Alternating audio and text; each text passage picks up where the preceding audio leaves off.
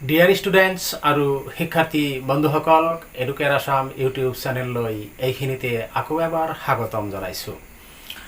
মই আজিৰ এই ভিডিঅ'টোত present continuous tense, past continuous tense আৰু ফিউচাৰ কণ্টিনিউৱাছ টেন্সৰ চেণ্টেন্সবোৰ আমি কেনেকৈ চিনি পাম আৰু কেনেকৈ আমি সেইবিলাক ট্ৰান্সলেশ্যন কৰিম অসমীয়াৰ পৰা ইংৰাজীলৈ, লগতে আমি প্ৰেজেণ্ট কণ্টিনিউৱাছ, পাষ্ট কণ্টিনিউৱাছ আৰু ফিউচাৰ কণ্টিনিউৱাছ টেন্সৰ চেণ্টেন্সবিলাক কেনেকৈ চিনাক্ত কৰিম আৰু পৰীক্ষাত কেনেদৰে আমি সেই চেণ্টেন্সবিলাক কাৰেকশ্যন কৰিম সেই বিষয়ে বিস্তাৰিত আলোচনা কৰিম। ভিডিঅ'টো স্কিপ নকৰি শেষলৈকে যদি চোৱা তেতিয়াহ'লে নিশ্চয় বহুতখিনি শিকিব পাৰিবা। আৰু এই ভিডিঅ'ৰ চেণ্টেন্সবিলাক তোমালোকে বহীত লিখি ল'ব পাৰা নাইবা স্ক্ৰীনশ্বট মাৰি ল'ব পাৰা। আৰু যদি কোনো চেণ্টেন্স তোমালোকৰ বুজিবলৈ অসুবিধা হয় তেতিয়াহ'লে মোক কমেণ্ট বক্সত জনাবা, মই যথাসম্ভৱ উত্তৰ দিবলৈ চেষ্টা কৰিম। মই ইয়াৰ আগতে প্ৰেজেণ্ট ইনডেফিনিট, পাষ্ট ইনডেফিনিট আৰু ফিউচাৰ ইনডেফিনিট টেন্সৰ বিষয়ে বিস্তাৰিত আলোচনা কৰি আহিছোঁ, যিটো ভিডিঅ'ৰ লিংক এই ভিডিঅ'টোৰ আই বটমত দিয়া আছে। তোমালোকে আই বটমত ক্লিক কৰিলে ভিডিঅ'টো চাব পাৰিবা। প্ৰেজেণ্ট কণ্টিনিউৱাছ টেন্স কাক বোলে? বৰ্তমান কালত, অৰ্থাৎ বৰ্তমান সময়ত আমি যি সময়টোত আছোঁ এই সময়টোত বনাই আছোঁ। যেনেকুৱা মই এই ভিডিঅ'টো বনাই আছোঁ, মই কথা কৈ আছোঁ, তোমালোকে শুনি আছা। এইবিলাক কথা কিন্তু এই মুহূৰ্তত হৈ আছে, বৰ্তমান সময়ত কামবিলাক হৈ আছে।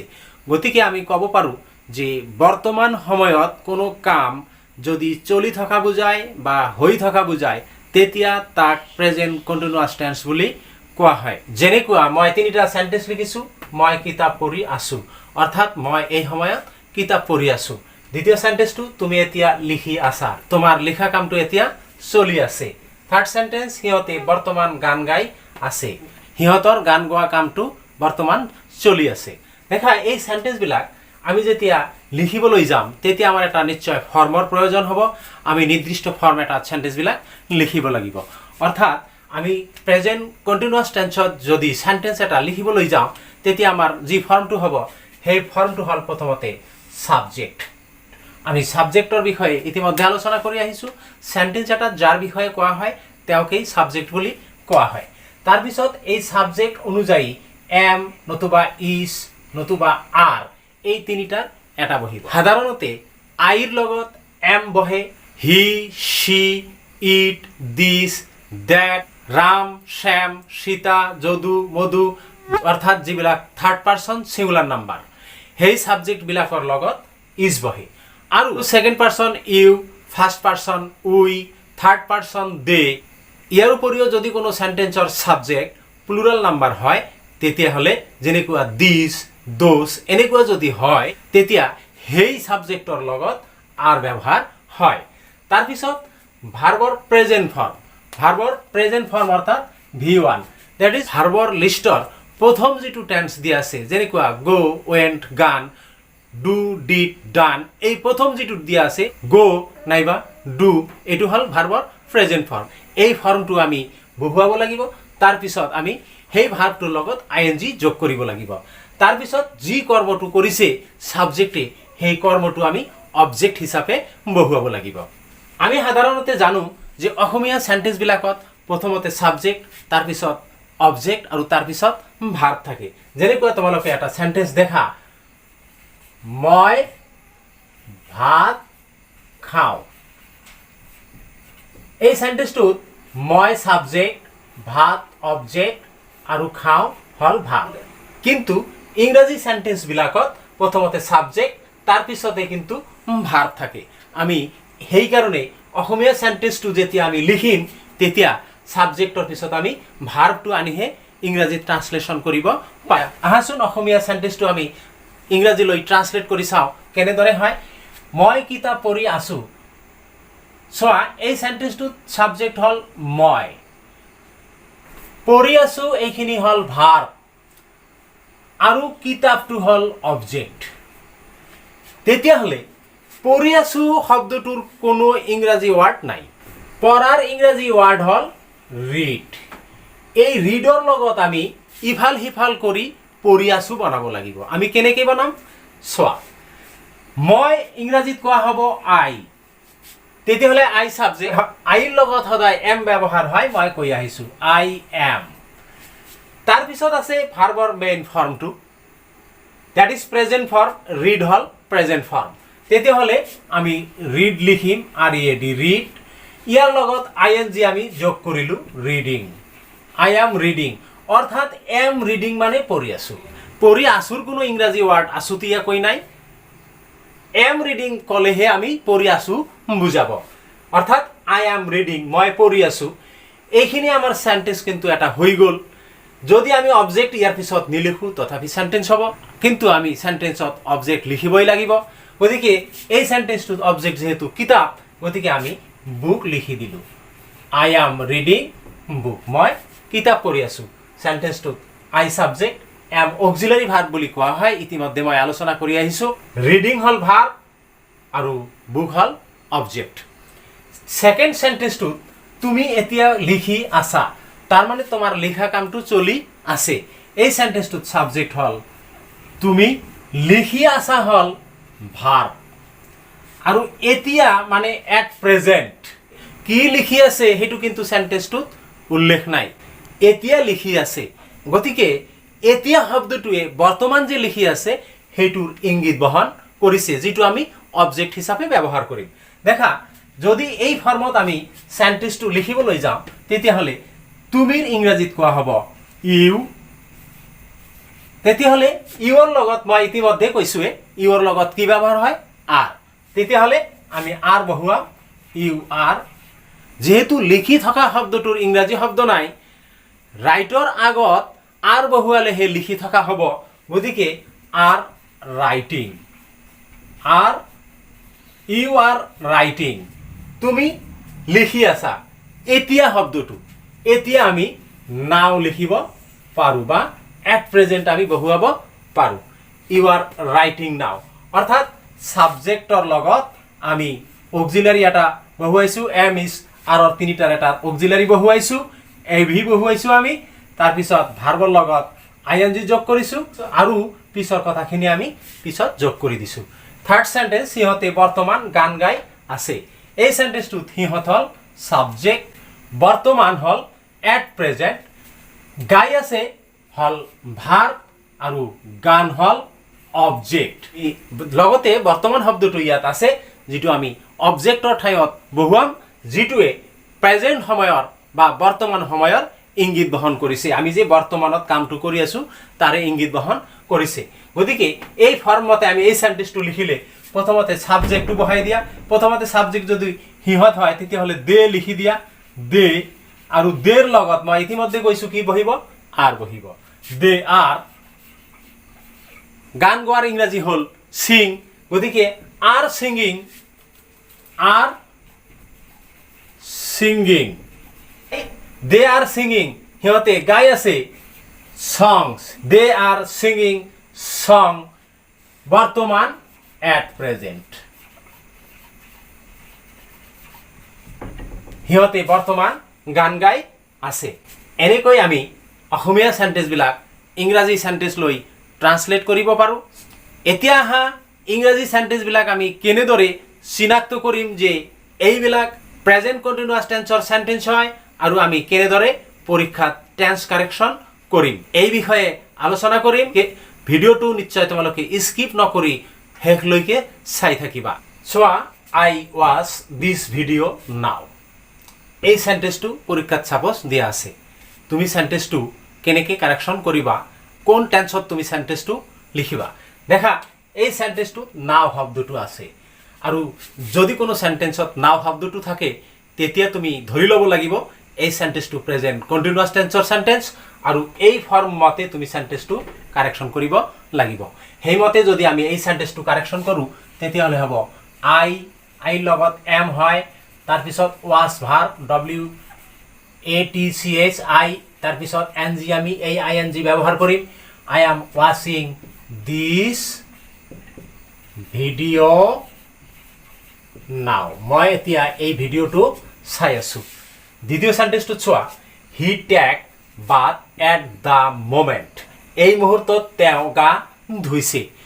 ট্যাগ যেহেতু আছে সেইকাৰণে মই ধুইছে বুলি কৈছোঁ চোৱা এই সেন্টেন্সটোত এট দ্য মোমেন্ট শব্দটো আছে বা এট দিস মোমেন্ট শব্দটো যদি থাকে তেন্তে তুমি ধৰি ল'ব লাগিব এই সেন্টেন্সটো প্ৰেজেন্ট কন্টিনিউয়াস টেন্সত আছে আৰু প্ৰেজেন্ট কন্টিনিউয়াস টেন্সৰ ফৰ্মত তুমি সেন্টেন্সটো কাৰেকশ্যন কৰিব লাগিব অৰ্থাৎ এই সেন্টেন্সটো লিখিলে হ'ব হি তাৰ পিছত ইজ হিৰ লগত কাৰণ হি থাৰ্ড পাৰসন সিঙ্গুলাৰ নাম্বাৰ যাৰ কাৰণে ইয়াৰ পৰা আমাৰ ইজ অক্সিলাৰি ভাৰ্বটো বহিব হি ইজ তাৰ পিছত টেক ভাৰ্ব দিয়া আছে ইয়াৰ টেকিং লিখি দিয়া হি ইজ টেকিং বাথ তেওঁ গা ধুই আছে এট দ্য মোমেন্ট এই মুহূৰ্তত তেওঁ গা ধুই আছে তাৰ পিছৰ সেন্টেন্সটো দেখা she work right now যদি কোনো সেন্টেন্সত right now কথাটো থাকে তেতিয়াহলে সেন্টেন্সটো তুমি প্ৰেজেন্ট কন্টিনিউয়াস টেন্সত লিখিব পাৰা যেনেকুৱা এই সেন্টেন্সটো she is working right now তাই এতিয়া কাম কৰি আছে তাৰ পিছৰ সেন্টেন্সটো দেখা ইম্পৰ্টেন্ট সেন্টেন্স পৰীক্ষাত খুব বেছিকে থাকে look the bus go এনেকে দিয়া আছে তুমি কি কৰিবা তুমি জানিবা এনেকে look যদি থাকে কোনো সেন্টেন্সত তাৰ পিছত এক্সক্লেমেশন মাৰ্ক দিয়া আছে তাৰ পিছৰ যিখিনি সেন্টেন্স তুমি প্ৰেজেন্ট কন্টিনিউয়াস টেন্সত লিখিব লাগিব হেইমতে এই সেন্টেন্সটো যদি কৰা যায় তেতিয়া হলে হ'ব look the bus is going তাৰ পিছত চোৱা যদি কোনো সেন্টেন্সত এনেকুৱা লিসেন শব্দটো থাকে লুক শব্দটোৰ দৰে তেতিয়া হলে তাৰ পিছৰ যিখিনি সেন্টেন্স সেইখিনি প্ৰেজেন্ট কন্টিনিউয়াস টেন্সত হ'ব যদি এই সেন্টেন্সটো আমি লিখো তেতিয়া হলে হ'ব listen they are feeding the dogs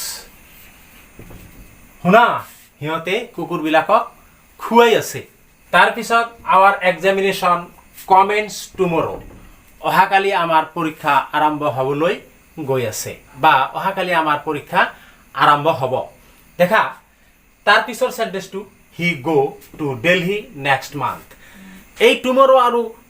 এই টুমৰো আৰু নেক্সট মান্থে কিন্তু ফিউচাৰ টেন্সৰ ইংগিত বহন কৰে অৰ্থাৎ এই সেন্টেন্স বিলাক ফিউচাৰ টেন্সত লিখিব লাগে আমি এতিয়া ইয়াত প্ৰেজেন্ট কন্টিনিউয়াস টেন্সত লিখিবলৈ ওলাইছো কিয় নিশ্চয়তা কাৰণ থাকিব লাগিব our examination comments tomorrow ইয়াৰ দ্বাৰা দুটা কথা বুজাইছে এটা কথা হল নিৰ্দিষ্ট সময়ত কামটো আৰম্ভ হ'বলৈ ওলাইছে নিৰ্দিষ্ট সময় টুমৰো নিৰ্দিষ্ট কৈ দিছে দ্বিতীয় কথা হল যি কামটো আৰম্ভ হ'বলৈ লৈছে সেই কামটোৰ কাৰণে সকলো এৰেঞ্জমেন্ট কমপ্লিট হৈ গৈছে পৰীক্ষাৰ কাৰণে যিখিনি কৰিব লগা গোটেইখিনি কমপ্লিট কেৱল পৰীক্ষাটো আৰম্ভ হ'ব আৰু তাৰ পিছত কিন্তু পৰীক্ষাটো চলি থাকিব যদি এনেকুৱা নিৰ্দিষ্ট সময়ত ভৱিষ্যতে কাম আৰম্ভ হৈ চলি থাকিব বুজায় তেতিয়াহলে সেইবিলাক সেন্টেন্স আমি প্ৰেজেন্ট কন্টিনিউয়াস টেন্সত লিখিব পাৰি হেইমতে এই সেন্টেন্সটো কাৰেকশ্যন কৰিলে হ'ব our examination is যেহেতু examination third person singular number সেই কাৰণে is বহিছে comments আছে comments means আৰম্ভ হোৱা commencing আৰম্ভ হৈ আছে tomorrow নিশ্চয় তোমালোকে ধৰিব পাৰিছা তাৰ পিছৰ সেন্টেন্সটো একেই he go to Delhi next month তেওঁ দিল্লীলৈ যোৱাৰ কাৰণে যিখিনি প্ৰস্তুতি টিকিট লোৱাৰ পৰা আৰম্ভ কৰি বাকি যিখিনি তেওঁ টালিটো লোৱা গটোৱাৰ পৰা আৰম্ভ কৰি গোটেইখিনি তেওঁ ৰেডি হৈ পৰিছে আৰু তেওঁ দিল্লীলৈ যাবই গতিকে এটো নিৰ্দিষ্ট হৈ আছে যে অহা মাহতে তেওঁ গোটেইখিনি এৰেঞ্জ কৰিছে দিল্লী যোৱাৰ কাৰণে এনেকুৱা যদি এৰেঞ্জমেন্ট হয় তেতিয়া হলে আমি হেতু প্ৰেজেন্ট কন্টিনিউয়াস টেন্সত ব্যৱহাৰ কৰিব পাৰি যদিও এই ফিউচাৰ টেন্সত আছে নিৰ্দিষ্ট সময় বুজোৱাৰ কাৰণে আমি এটো প্ৰেজেন্ট কন্টিনিউয়াসত ব্যৱহাৰ কৰিব পাৰি সেইমতে যদি আমি এটো কাৰেকশ্যন কৰো তেতিয়া হলে হ'ব he is he যেহেতু থাৰ্ড পাৰসন যাৰ কাৰণে ইয়াত is বহিছে হিৰ পিছত গোৰ লগত ing হৈছে going to তাৰ পিছত Delhi next month তাৰ পিছৰ sentence don't shout the baby sleep স্লিপটো ব্ৰেকেটত দিয়া আছে গতিকে ডন্ট শাউট নিচিঞৰিবা হাল্লা নকৰিবা দ্য বেবি স্লিপ চোৱা এই প্ৰথম সেন্টেন্সখিনি কিন্তু ইম্পেৰেটিভ সেন্টেন্স তোমালোকে মনত ৰাখিব লাগিব এইখিনিয়েই যে যদি কোনো ইম্পেৰেটিভ সেন্টেন্স প্ৰথম অৱস্থাত থাকে অৰ্থাৎ আদেশ দিয়া অনুৰোধ কৰা নাইবা উপদেশ দিয়া সেন্টেন্স যদি প্ৰথম অৱস্থাত থাকে তাৰ পিছৰ যিখিনি সেন্টেন্স হ'ব সেইখিনি প্ৰেজেন্ট কন্টিনিউয়াস টেন্সত হ'ব যেনেকুৱা এটো যদি আমি কাৰেকশন কৰো তেতিয়াহলে হ'ব ডন্ট শাউট তাৰ পিছত কিন্তু কমা দিব লাগিব দে the baby is sleeping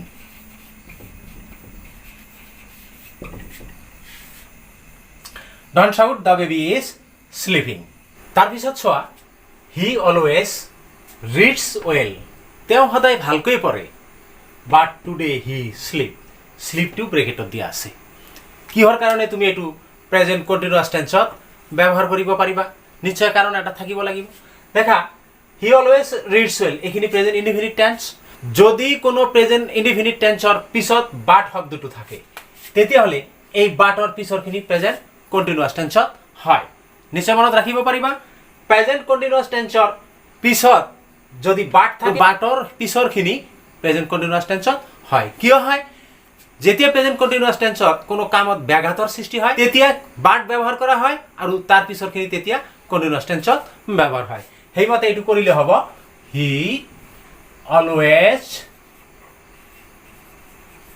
reads well but today he is sleeping তেওঁ আজি শুই আছে সদায় পৰে কিন্তু আজি শুই আছে সেকেন্ড সেন্টেন্সটো চোৱা it was very cold in the morning এইখিনি ভালকৈ লক্ষ্য কৰিবা it was very cold বৰ ঠাণ্ডা আছিল in the morning ৰাতিপুৱা আৰু but it shine now মই দুটা সেন্টেন্স লিখিছো নিশ্চয় তোমালোকে গম পাইছা বাটৰ আগৰ সেন্টেন্সখিনি কোন টেন্স হয় past indefinite tense অৰ্থাৎ past indefinite tenseৰ পিছত যদি বাট থাকে তেতিয়াহলে বাটৰ পিছৰখিনি প্ৰেজেন্ট কন্টিনিউয়াস টেন্সত ব্যৱহাৰ হয় হেইমতে যদি আমি এটো কাৰেকশন কৰো তেতিয়াহলে হ'ব it was very cold in the morning but it is shining now It was very cold in the morning but it is shining now. ৰাতিপুৱা ঠাণ্ডা আছিল কিন্তু এতিয়া সূৰ্যই পোহৰ দি আছে। তাৰ পিছৰ সেন্টেন্সটো চোৱা It go to rain very soon. এই সেন্টেন্সটো কোন টেন্সত লিখিবা? আমি ইয়াত প্ৰেজেন্ট কন্টিনিউয়াস টেন্সত আলোচনা কৰি আছো বুলি আমি ধাৰণা কৰিব পাৰো যে এটো প্ৰেজেন্ট কন্টিনিউয়াস টেন্সতেই হ'ব। কিন্তু কিয় হ'ব? দেখা এই soon শব্দটো সোনকালে হ'ব। হোৱা নাই কিন্তু এটো ফিউচাৰ বুজাইছে। এটো ফিউচাৰ টেন্সৰ সেন্টেন্স হয়। সোনকালে বৰষুণ হ'ব এনেকুৱা বুজাইছে সেন্টেন্সটো কিন্তু আমাৰ কথাটো কি হ'ল যদি খুব সম্ভাৱনা বুজোৱা কোনো কাম ফিউচাৰ টেন্সত হ'ব এনেকুৱা বুজায় তেতিয়া সেই সেন্টেন্সটো আমি প্ৰেজেন্ট কন্টিনিউয়াস টেন্সত ব্যৱহাৰ কৰিব পাৰি যেনেকুৱা দুই এক টোপাল মান বৰষুণ ধৰা পৰি আছে আকাশত মেঘ আছে তুমি কি কবা যে এইটো সোনকালে বৰষুণ আহিব সোনকালে বৰষুণ পৰিব তুমি এনেকৈ নিশ্চয় কবা আৰু তেতিয়া সেই সেন্টেন্সটো তুমি প্ৰেজেন্ট কন্টিনিউয়াস টেন্সত গোইং টু ফৰ্মত লিখিব লাগিব অৰ্থাৎ গোৰ পিছত টু থাকিব আৰু তাৰ পিছত এটা ভাৰ্ব থাকিব হেইমতে এই সেন্টেন্সটো কাৰেকশন কৰিলে হ'ব it is going to rain very soon তুমি এনেকুৱা আৰু সেন্টেন্স ক'ব পাৰা কিয় ক'বা কেতিয়া ক'বা ধৰা ক্ৰিকেট খেল আৰম্ভ কৰিছা তোমালোকে 1 ৰান কৰিছা 20 অভাৰত আনহাতে অপোজিট পাৰ্টিয়ে যেতিয়া খেলিবলৈ আৰম্ভ কৰিল হিয়তে 19 অভাৰত 50 ৰান কৰিল যেতিয়া 19 অভাৰত 50 ৰান কৰিল আৰু এক অভাৰ খেলিবলৈ বাকি আছে তেতিয়া তুমি কবা নাকি আমি হাৰিম বুলি তেতিয়া তুমি কবা আমি জিকিবলৈ গৈ আছো জিকিছো আমি কিন্তু জিকা নাই খেলটো শেষ হোৱা নাই তথাপি তুমি কৈ আছা আমি জিকিছো কি কৈ আছা সম্ভাৱনা আছে পুৰা তেনেকুৱা সম্ভাৱনা বুজোৱা সেন্টেন্স বিলাক কি হয় প্ৰেজেন্ট কন্টিনিউয়াস টেন্সত ব্যৱহাৰ হয় তাৰ পিছৰ সেন্টেন্সটো চোৱা he go to buy a motorbike. তেওঁ এখন মটৰ বাইক কিনিবলৈ ওলাইছে। আমি বহুত সময়ত এনেকুৱা চেণ্টেঞ্চ কওঁ ওলাইছে বুলি। তেওঁ ভাত খাবলৈ ওলাইছে, তেওঁ স্কুল যাবলৈ ওলাইছে, তেওঁ কিন্তু ঘৰতে আছে, তথাপি কওঁ কি ওলাইছে। এনেকুৱা চেণ্টেঞ্চবিলাকত কি কৰা হয়, ইচ্ছা প্ৰকাশ কৰা হয়। যেনেকুৱা তেওঁ মটৰ বাইক কিনিবলৈ ওলাইছে, অৰ্থাৎ তেওঁ মটৰ বাইক কিনাৰ প্ৰস্তুতি সম্পূৰ্ণ কৰিছে আৰু তেওঁৰ ইচ্ছা হৈছে মটৰ বাইকখন কিনিব। এনেকুৱা ইচ্ছা যদি বুজায় তেতিয়াহ'লে সেই চেণ্টেঞ্চবিলাকো আমি গোয়িং টু ফৰ্ম ব্যৱহাৰ কৰি প্ৰেজেণ্ট কণ্টিনিউয়াছ টেন্সত লিখিব পাৰি। সেইমতে এইটো কাৰেকশ্যন কৰিলে হ'ব, he is going to buy a motorbike. নিশ্চয় তোমালোকৰ বুজিবলৈ অসুবিধা হোৱা নাই, আৰু যদি কিবা বুজিবলৈ অসুবিধা হয় তেতিয়াহ'লে তোমালোকে নিশ্চয় কমেণ্ট বক্সত মোক জনাবা, মই উত্তৰ দিবলৈ চেষ্টা কৰিম যথাসম্ভৱ। তোমালোকে এইখিনি স্ক্ৰীনশ্বটো মাৰি ল'ব পাৰা। এইখিনিতে তোমালোকে এটা কথা খুব ভালকৈ মনত ৰাখিব লাগিব, কাৰণ যিবিলাকত ভুল হোৱাৰ সম্ভাৱনা বেছি সেইবিলাক পৰীক্ষা দিয়েও বেছি। মই তোমালোকক কিছুমান ভাৰ্বৰ এটা লিষ্ট দি আছোঁ, যিবিলাক ভাৰ্ব কেতিয়াও কোনো কণ্টিনিউয়াছ টেন্সত ব্যৱহাৰ নহয়। মই এই বিষয়ে অলপ পিছত আলোচনা কৰি আছোঁ। প্ৰথমতে ভাৰ্ববিলাক চোৱা, সেই ভাৰ্ববিলাক কি কি হয়। প্ৰথমতে দেখা ফিল। ফিল শব্দটোৰ অৰ্থ হ'ল অনুভৱ কৰা। থিংক মানে ভবা। হোপ মানে আশা কৰা। লাভ ভাল পোৱা। লাইক ভাল পোৱা বা এটা বস্তুৰ দৰে আনটো। ন' জনা। বিলিভ বিশ্বাস কৰা। আণ্ডাৰষ্টেণ্ড বুজি পোৱা। ৱান্ট বিচৰা। চি দেখা। মেটাৰ ঘটনা। ৰিজেম্বল মিল হোৱা। কণ্টেইন থকা। বিলং অন্তৰ্ভুক্ত হোৱা। পজেছ অধিকাৰ কৰা বা অধিকাৰত থকা। কনচিষ্ট থকা। হেড ঘৃণা কৰা। প্ৰিফাৰ পচন্দ কৰা। হিয়াৰ শুনা। চিম সম্ভৱতঃ বা বোধহয়। স্মেল গোন্ধ লোৱা। চাউণ্ড শব্দ কৰা। টেষ্ট সোৱাদ লোৱা। এগ্ৰী সন্মত হোৱা।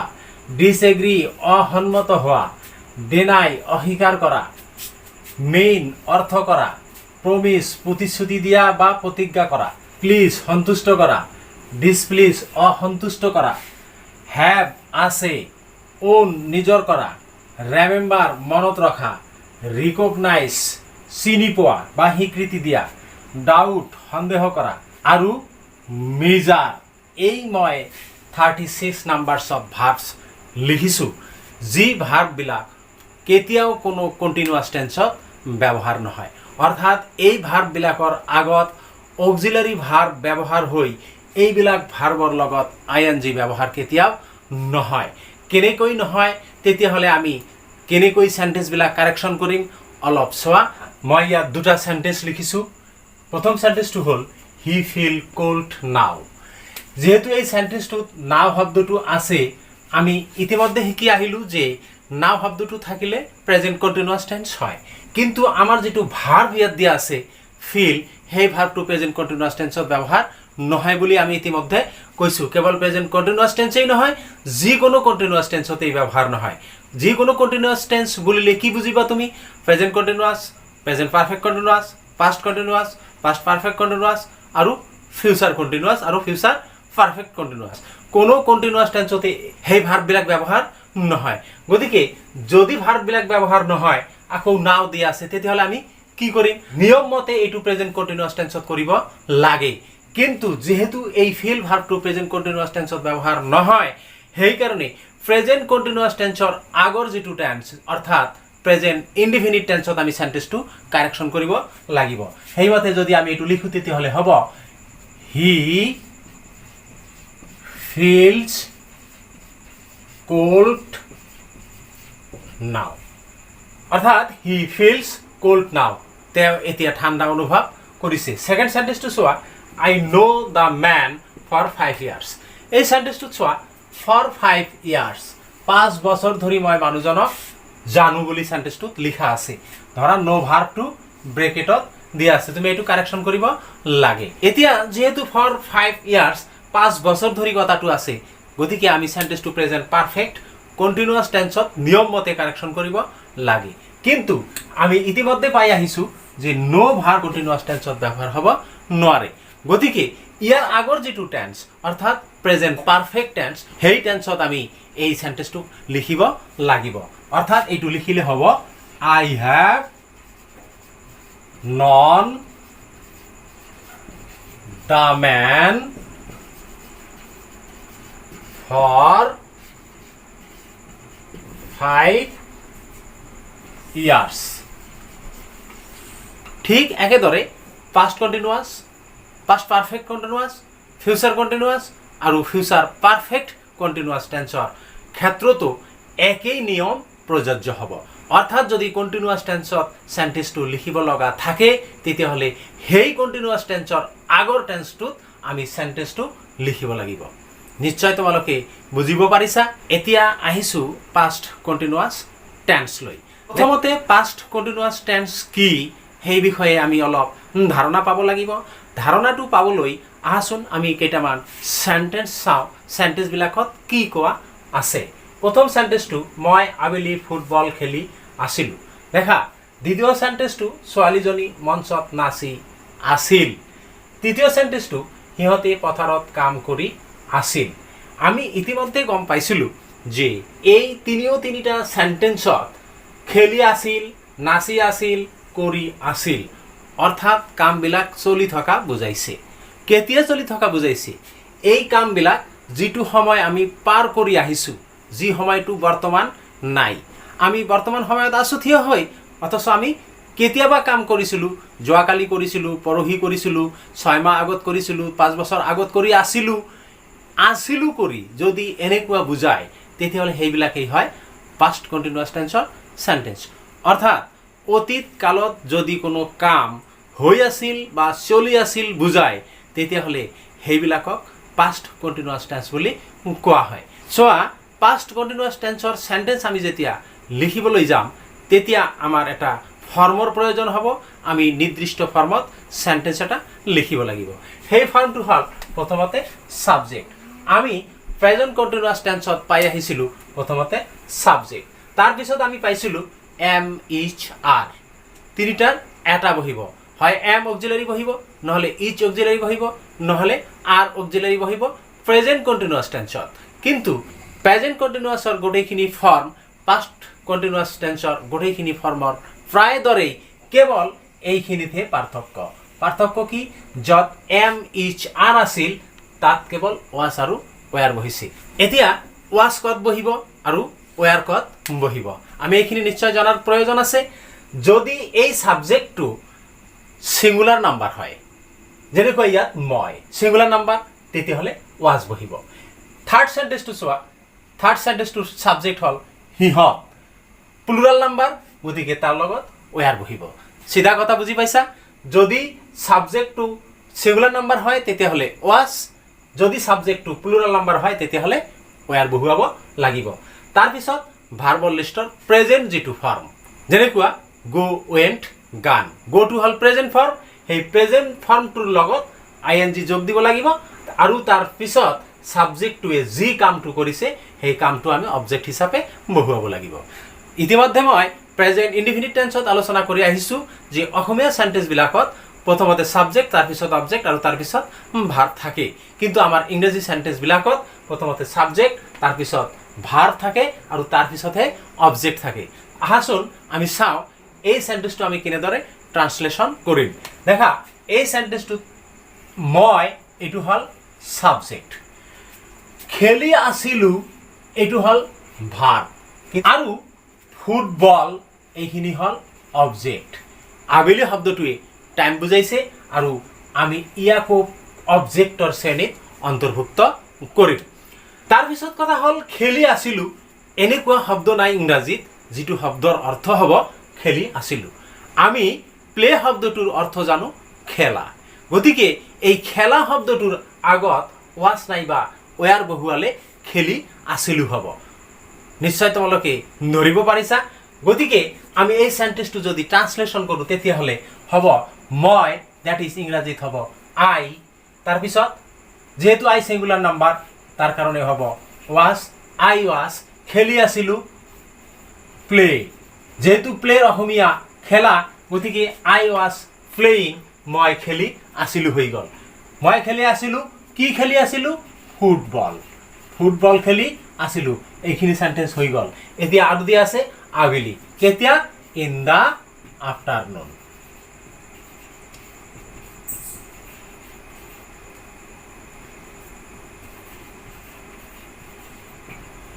আমি আবেলি ফুটবল খেলি আছিলোঁ। সেন্টেন্সটো নিশ্চয় তোমালোকে বুজিব পাৰিছা।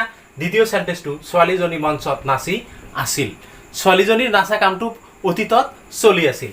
এই সেন্টেন্সটো সাবজেক্ট হ'ল ছোৱালীজনী, নাচি আছিল হ'ল ভাৰ্ব আৰু মঞ্চত হ'ল অবজেক্ট। গতিকে আমি এই ফৰ্মতে যদি এইটো লিখো তেতিয়াহ'লে ছোৱালীজনী, তেতিয়াহ'লে দ্য গাৰ্ল যেহেতু সিঙ্গুলার নাম্বার, যার কারণে ইয়ার লগত বহিব ওয়াজ। নাচি আছিল ড্যান্স, নাচার ইংরাজি ড্যান্স। ওয়াজ যেহেতু আমি বহুয়াইছো তার লগত আমি কি করিম? আমি ড্যান্সিং করিম। দ্য গার্ল ওয়াজ ড্যান্সিং কত? অন দ্য স্টেজ, মঞ্চত নাচি আছিল।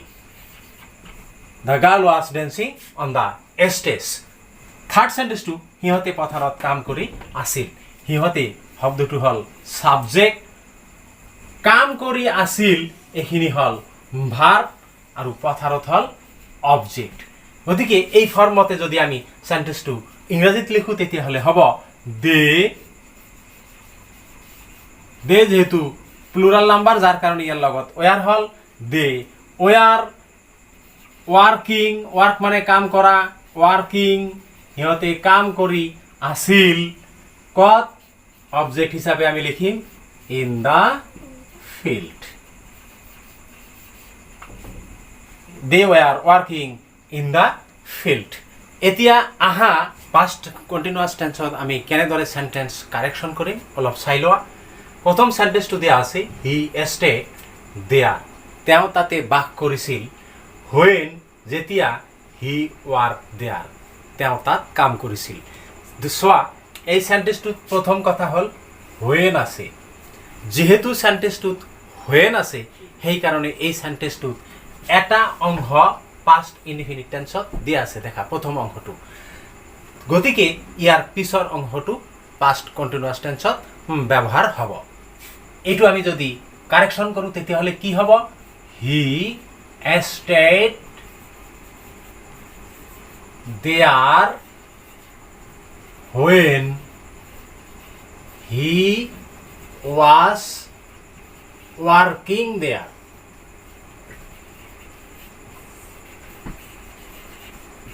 তেওঁ তাত থাকিছিল যেতিয়া তেওঁ তাত কাম কৰি আছিল। অৰ্থাৎ ইয়াৰ দ্বাৰা কি বুজোৱা হৈছে?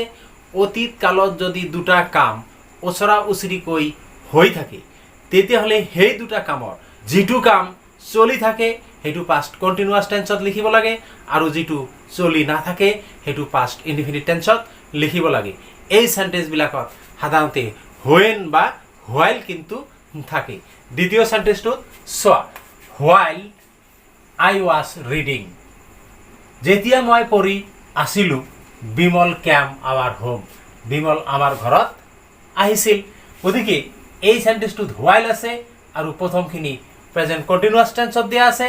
গতিকে পিছৰখিনি পাষ্ট কন্টিনিউয়াস টেন্সত হ'ব। গতিকে এইটো লিখিলে হ'ব হোৱাইল আই ৱাজ ৰিডিং, তাৰপিছত কিন্তু কমা দিব লাগিব। যেহেতু হোৱাইল বা হোৱেন প্ৰথমত আছে আমি মাজত কমা দিব লাগিব। বিমল কেম আৱাৰ হোম। এতিয়া হা থাৰ্ড সেন্টেন্সটো লৈ, she was working as long as she can. দেখা এই সেন্টেন্সটোত কি আছে? as long as। এই as long as যদি কোনো সেন্টেন্সত থাকে তেতিয়াহ'লে এটা অংশ যদি পাষ্ট কন্টিনিউয়াসত দিয়া থাকে আনটো অংশ পাষ্ট ইনডিফিনিট টেন্সত ব্যৱহাৰ হয়। এইটো আগতো থাকিব পাৰে পিছতো থাকিব পাৰে। গতিকে এইটো যদি আমি লিখো তেতিয়াহ'লে হ'ব she was working as long as she can আছে ইয়াৰ পাষ্ট টেন্স কুড আমি বহুৱাব লাগিব। কিন্তু এইখিনিতেই যদি দুটা কাম অতীতকালত একেলগে চলি থকা কোনো সেন্টেন্স বুজায় তেতিয়াহ'লে সেই সেন্টেন্সবিলাকতো হোৱেন বা হোৱাইল ব্যৱহাৰ হয় আৰু দুটা সেন্টেন্সেই পাষ্ট কণ্টিনিউৱাছ টেন্সত ব্যৱহাৰ হয়। যেনে when he was working I was reading. এতিয়া মই আহিছোঁ ফিউচাৰ কণ্টিনিউৱাছ টেন্সলৈ। ফিউচাৰ কণ্টিনিউৱাছ টেন্স কাক বুলি বা ফিউচাৰ কণ্টিনিউৱাছ টেন্স কি সেইটো বুজিবলৈ আহাচোন আমি কেইটামান সেন্টেন্স চাওঁ। মই অহাকালি উপন্যাসখন পঢ়ি থাকিম, অৰ্থাৎ অহাকালিৰ সময়টো এতিয়ালৈকে অহা নাই, সময়টো আহিবহে ভৱিষ্যৎকালত, অৰ্থাৎ ভৱিষ্যৎকালত কোনো কাম চলি থাকিব বুলি এই সেন্টেন্সটোৱে বুজাইছে। দ্বিতীয় সেন্টেন্সটোত তুমি আবেলি ফুটবল খেলি থাকিবা, এই সেন্টেন্সটোও ভৱিষ্যৎকালত কোনো কাম চলি থাকিব বুলি বুজাইছে। তৃতীয় সেন্টেন্সটোত সিহঁত পথাৰত কাম কৰি থাকিব, সিহঁতে পথাৰত কাম কৰি থাকিব ফিউচাৰত, এতিয়া কাম কৰি থকা নাই বা কাম কৰি থকাও নাছিল, ইন ফিউচাৰ পথাৰত কাম কৰি থাকিব। এনেদৰে ভৱিষ্যৎকালত কোনো কাম চলি থাকিব নাইবা হৈ থাকিব যদি বুজায় তেতিয়া তাক ফিউচাৰ কণ্টিনিউৱাছ টেন্স বুলি কোৱা হয়। এতিয়া ফিউচাৰ কণ্টিনিউৱাছ টেন্সত আমি যেতিয়া সেন্টেন্স লিখিবলৈ যাম আমি নিৰ্দিষ্ট ফৰ্মেটত লিখিব লাগিব। সেই ফৰ্মটো হ'ল ছাবজেক্ট, তাৰপিছত আমি প্ৰেজেণ্ট কণ্টিনিউৱাছ আৰু পাষ্ট কণ্টিনিউৱাছ টেন্সত যেনেদৰে লিখিছিলোঁ এম ইজ আৰ নাইবা ৱাজ ৱেৰ, আমি ফিউচাৰ টেন্সত লিখিম শ্বেল বি অথবা উইল বি, তাৰপিছত ভাৰ্বৰ প্ৰেজেণ্ট ফৰ্ম, তাৰপিছত আই এন জি আৰু তাৰপিছত অবজেক্ট। এতিয়া প্ৰশ্ন হ'ল শ্বেল ক'ত বহিব আৰু উইল ক'ত বহিব? কেৱল আইৰ লগত শ্বেল বহুৱাবা তোমালোকে, বাকী সকলো ছাবজেক্টৰ লগতে উইল ব্যৱহাৰ কৰিবা। কিন্তু এটা কথা মনত ৰাখিবা, ফিউচাৰ টেন্স বুজাবলৈ আমি কিছুমান চিন ইতিমধ্যে আমি ফিউচাৰ ইনডিফিনিট টেন্সত আলোচনা কৰি আহিছোঁ, ইয়াতেও মই উল্লেখ কৰিছোঁ। যদি কোনো সেন্টেন্সত টুমৰো শব্দটো থাকে নাইবা next day, next month, next year, next hour, next moment, নেক্সটৰ পিছত সময় বুজোৱা শব্দ থাকে, তাৰপিছত ইন 2030, ইন 2025, তাৰপিছত in the month of January of 2022, এনেকুৱা যদি ভৱিষ্যত সময়ৰ কথা উল্লেখ থাকে নাইবা যদি অনৰ পিছত কোনো সময় উল্লেখ থাকে, যেনেকুৱা I shall be going to Delhi on Monday, মই অহা সোমবাৰে দিল্লীলৈ গৈ থাকিম, এই শব্দবিলাক যদি কোনো সেন্টেন্সত থাকে সেইবিলাক তোমালোকে ফিউচাৰ টেন্সৰ সেন্টেন্স বুলি ধৰি ল'ব লাগিব। এতিয়া আহা আমি এই সেন্টেন্সবিলাক কেনেদৰে ট্ৰান্সলেশ্যন কৰিম। এই সেন্টেন্সটোত চোৱা, অসমীয়া সেন্টেন্সটোত প্ৰথমতে সাবজেক্টটো হ'ল মই, পঢ়ি থাকিম এইটো হ'ল ভাৰ্ব, অহাকালি উপন্যাসখন এই গোটেইখিনি আমি অবজেক্টৰ ঘৰত লিখিম। এতিয়া কথা হ'ল পঢ়ি থাকিম এই অসমীয়া শব্দটোৰ কোনো ইংৰাজী শব্দ নাই, পঢ়া শব্দটোৰ ইংৰাজী হ'ল ৰিড, গতিকে ৰিডৰ আগত শ্বেল বি নাইবা উইল বি বহুৱালেহে পঢ়ি থাকিম বা পঢ়ি থাকিব বুজাব। গতিকে এই সেন্টেন্সটো এই ফৰ্মতে যদি আমি ইংৰাজীত লিখোঁ তেতিয়াহ'লে হ'ব আই শ্বেল বি, ৰিডৰ লগত I N G reading, I shall be reading the novel, novel means উপন্যাস, tomorrow, I shall be reading the novel tomorrow. Second sentence to চোৱা, তুমি আবেলি ফুটবল খেলি থাকিবা, তুমি হল সাবজেক্ট, খেলি থাকিবা হল ভার্ব, আবেলি ফুটবল এইখিনি হল অবজেক্ট। দেখা প্ৰতিটো সেন্টেন্সটোতেই অহাকালি টুমৰো আছে, আবেলি সময় বুজাইছে, এই সেন্টেন্সটোত কিন্তু সময় উল্লেখ নাই। তুমি আবেলি ফুটবল খেলি থাকিবা, যেহেতু এই সেন্টেন্সটো তুমি সাবজেক্ট, গতিকে আমি লিখিব পাৰো ইউ, ইউৰ লগত কি হ'ব উইল, ইউ উইল, তাৰ পিছত আহিব be, you will be play, ইয়াৰ ভাৰ্ব, খেলাৰ ইংৰাজী প্লে, তাৰ লগত আমি আই এন জি ব্যৱহাৰ কৰিম, ইউ উইল বি প্লেইং, কি খেলি থাকিব, তাৰ পিছত অবজেক্ট বহুৱাই দিয়া ফুটবল, কেতিয়া খেলি থাকিব আবেলি, অৰ্থাৎ in the afternoon, in the afternoon. ইয়াৰ পিছত আৰু অবজেক্ট থাকিব পাৰে, তোমালোকে সেইবিলাক পিছত বহুৱাই দিবা। থাৰ্ড চেণ্টেন্সটোত চোৱা সিহঁত পথাৰত কাম কৰি থাকিব। এই চেণ্টেন্সটোত সিহঁত হ'ল ছাবজেক্ট, কাম কৰি থাকিব এইখিনি হ'ল ভাৰ্ব আৰু পথাৰত হ'ল অবজেক্ট। গতিকে এই ফৰ্মতে আমি যদি চেণ্টেন্সটো বহাওঁ কেৱল আমি এই ফৰ্মত বহুৱাই দিলেই চেণ্টেন্সটো আমাৰ হৈ যাব। তেতিয়াহ'লে সিহঁতৰ ইংৰাজী হ'ল দে, দেৰ লগত বহিব উইল, তাৰপিছত বি বহুৱাই দিয়া, কাম কৰি থকাৰ ইংৰাজী হ'ল কাম কৰাৰ ইংৰাজী হ'ল ৱাৰ্ক, ইয়াৰ লগত আমি শ্বেল বি উইল বি বহুৱাই কি কৰিলোঁ কাম কৰি থাকিব। ক'ত? In the field.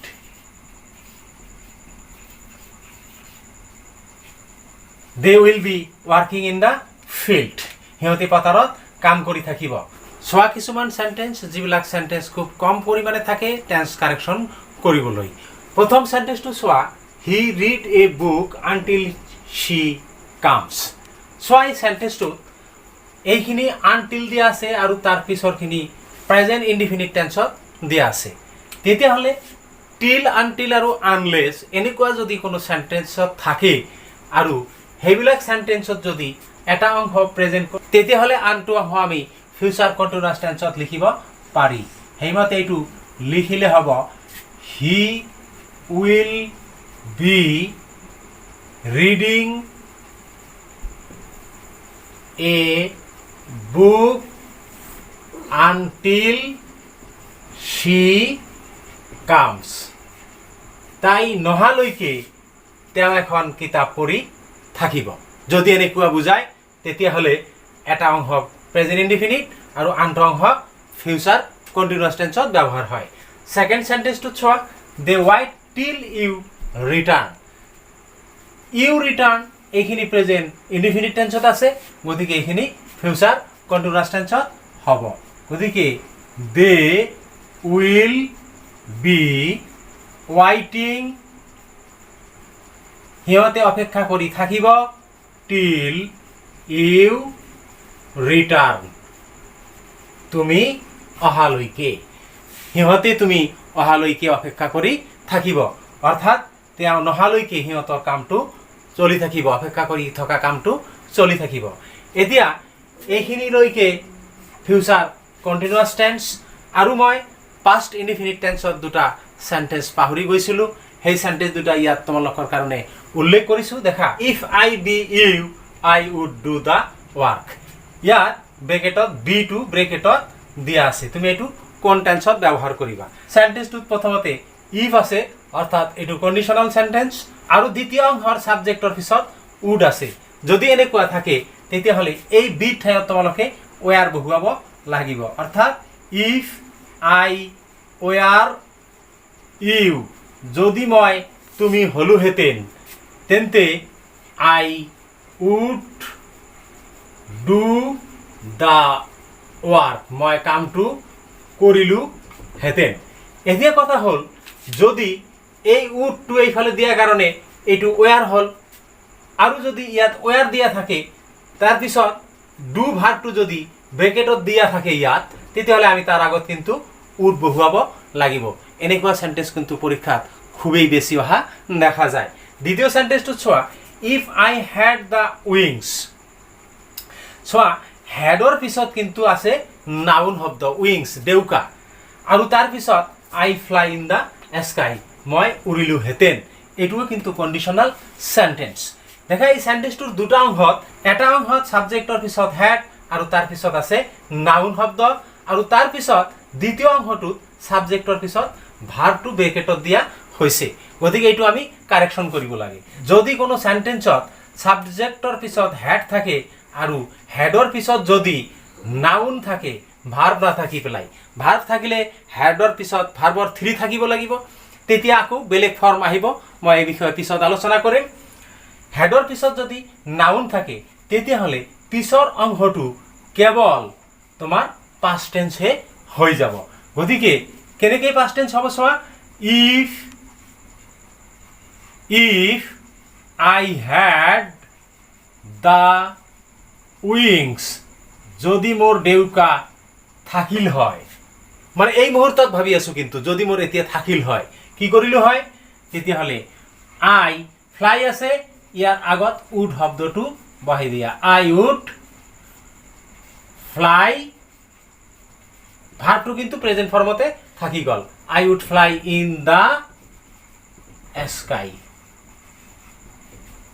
Dear learners আজিৰ এই ভিডিঅ'ত প্ৰেজেন্ট কণ্টিনিউয়াছ পাষ্ট কণ্টিনিউয়াছ আৰু ফিউচাৰ কণ্টিনিউয়াছ টেন্সৰ বিষয়ে আলোচনা ইমানখিনিয়েই যদি তোমালোকৰ ভিডিঅ'টো ভাল লাগিছে তেতিয়াহ'লে ভিডিঅ'টোত এটা লাইক কৰি দিবা বন্ধু বান্ধৱীলৈ শ্বেয়াৰ কৰি দিবা আৰু যদি তুমি এই চেনেলত নতুন আৰু চেনেলটো এতিয়ালৈকে ছাবস্ক্ৰাইব কৰা নাই তেতিয়াহ'লে চেনেলটো ছাবস্ক্ৰাইব কৰি নটিফিকেশ্যন বেল আইকনটো প্ৰেছ কৰি দিবা যাতে পৰৱৰ্তী ভিডিঅ'সমূহ তোমাৰ ওচৰত এৰি দিয়াৰ লগে লগে নটিফিকেশ্যন গৈ পায় আৰু ভিডিঅ'টো তুমি লগে লগে পাই যোৱা ধন্যবাদ জয় আই অসম।